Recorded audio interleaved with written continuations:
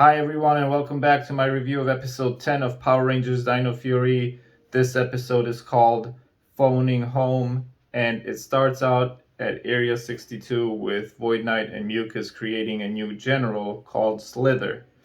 And Slither is able to sort of shapeshift into anyone that he sees or has data on or something like that. And Mucus did download like the Power Rangers data into him. So the plan is for him to go to the Ranger base and collect all the Sporix that the Power Rangers have. Meanwhile, Zaito and Solon are outside and they want to use this new satellite or this new antenna to send another message to Ravcon. So they do that, and then later when they're training, all of a sudden this woman shows up. Her name is Arla and she claims to be from the planet Ravcon. So Zaito, is excited.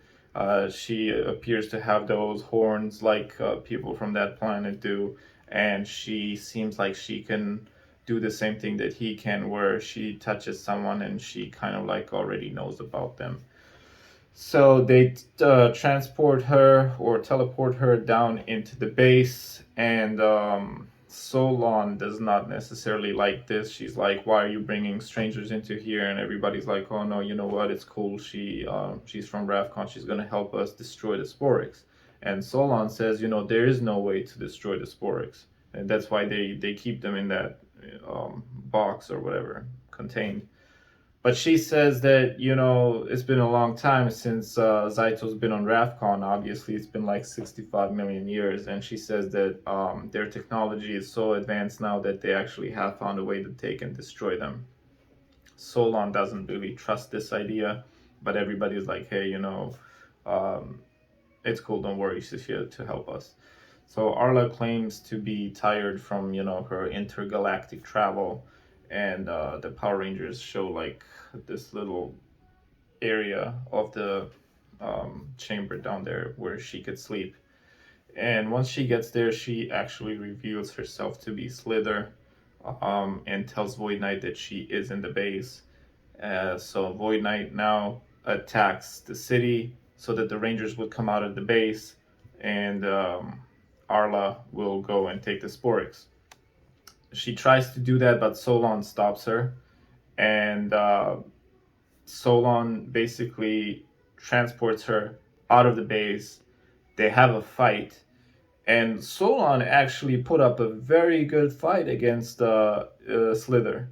I'm impressed. You would think that she is just some sort of like, helper that is there basically to tell the Rangers where to go, or, do whatever she needs to do with calling the Zords or giving them locations. But she put up a decent fight until she got hit by like a laser beam or something from Slither's staff. Then Slither steals her wrist comm, teleports down into the base, but Zaito shows up at the base, luckily, and she asks like, "Hey, do you know how to open the box?" And he's like, "Yeah, I know how to open the box." And he literally just pushes one button and the box opens. So then he ends up basically touching her arm, and he could sense that she's not who she really is. And then she transforms into Slither again, and Zaito basically does the same thing that Solon did. He kind of just grabs her and transports both of them back out of the base. The Power Rangers, all show up, and then Slither grows. And the reason why Slither could grow is when he was created, Void Knight put one of the Sporix into him, kind of like how Boom Tower had done. So when he grows, he actually takes the form of Rustafa, which was the Sporix beast from the episode before. And we have a similar finish. The Power Rangers form the Dino Fury Megazord Warrior formation. They take care of this Rustafa or Slither, whatever you want to call it. And basically, when this version of Rustafa is destroyed, Slither kind of like is seen uh, like ejected out of it, as if that was a Zord or something like that.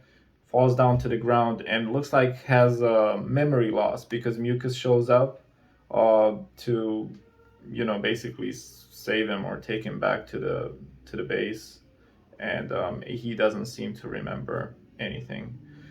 And that's pretty much it. The episode ends with Zaito and Solon being back at the Dino Henge area with that machine, and Zaito sending out another message again to Ravcon, looking for any survivors.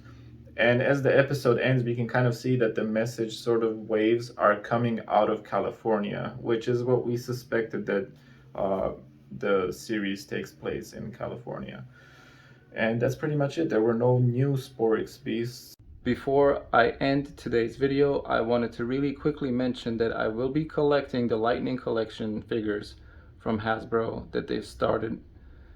They look very detailed, very nice, and I ordered a bunch of them online, and this is the first one that came in yesterday. So I'm looking forward for more, and I'm planning to go to Target soon, as the newest wave is supposed to hit shelves at the beginning of next month. So look forward to that.